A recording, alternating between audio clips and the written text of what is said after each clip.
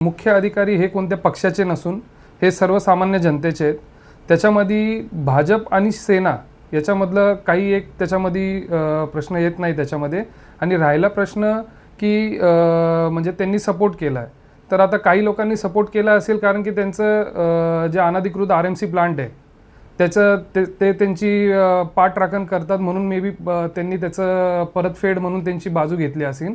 आणि मुख्य अधिकारी हे खरं कोणालाच भेटत नाही. आम्ही पण भरपूर वेळेस भेटायचा प्रयत्न केला, सामान्य जनते पण भेटण्याचा प्रयत्न करते, पण मुख्य अधिकाऱ्यांकडे 2 जागेचा चार्ज असल्यामुळे ते जास्त करून ठाण्यालाच असतात आणि अंबरनाथला खूप कमी येतात.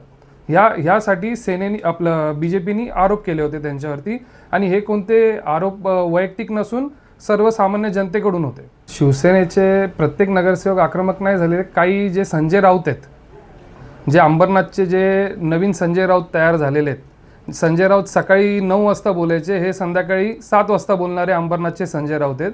यांनाच कुठं ना कुठं युतीचं दुखणं होतं.